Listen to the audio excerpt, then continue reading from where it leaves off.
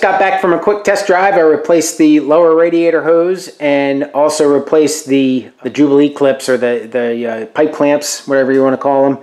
And I have not looked yet to see if I still have a leak, but I drove it, warmed it up to normal operating temperature. So we'll see here what happens. You know, not as bad, but if you can see that, there's still drops there. So stick my hand under there, see if I can't burn myself. Yeah, there's definitely fluid. So, I don't know. I don't know what's up with it. Didn't go popping off, so I guess that's good. I'm leery to just keep tightening down on the thing because I don't think that's really it. I've already tried to clean that up, so still on the drawing board of that one. It doesn't look anywhere near as bad. It's hard to tell because I've been driving it, so I would expect any of the fluid to kind of get blown around, but it's still up at temperature, and I'm not seeing any drips right now. So I'll wipe that up real quick, and then I've got other stuff to do. I'll see if any more drops accumulate, and maybe I'm pretty close. Also, checking around the brake caliper here, there's no leakage on that hose anymore. I do have a little bit of sliminess down there, so hopefully that's just residual, but maybe this thing kind of sealed itself up. Who knows?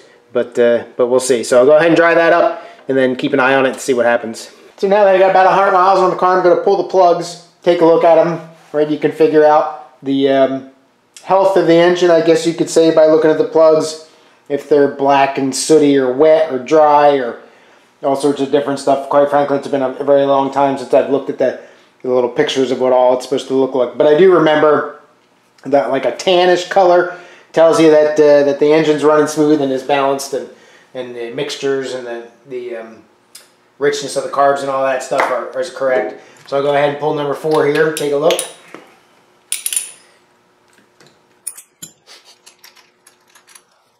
Ooh. Well, that looks surprisingly good. I frankly didn't quite expect that. I didn't expect that. All right, awesome. So I'll put this guy back, and I'll check the rest of them. A couple things about pulling your spark plugs while I'm here. One, I've gotten into the habit of only pulling one wire at a time and pulling one plug at a time, so that you don't screw up your firing order and you don't have to worry about what wire goes to what plugs. It just makes it a little bit easier. 2, when you're done and you're tightening it back down, you don't have to gronk on these things. They've got collapsible washers kind of on them, so you don't have to go real tight. It's not quite as important in a cast iron head like these are. You'll, whoa! Hey, the battery's connected, and when you touch it, you'll make a spark. Oopsie. Anyway, as I was saying before I was so rudely interrupted, not as important for the cast iron head, but the aluminum heads, you want to not tighten it too much so that you don't mess stuff up. All right, number 3. Number 3 looks good too. Go disconnect the battery. All right, number 2. Number 2 looks good. All right, I think I've said this before. Sometimes on these motors, you have to drop the generator up and down and out of the way. Depends on how tight it is. This one, I'm lucky, just barely fits in there, and I don't have to do that. There's number 1. Real happy with the spark plugs. I guess if you know what you're doing, you really shouldn't be surprised, but I'm still surprised. All right, good deal.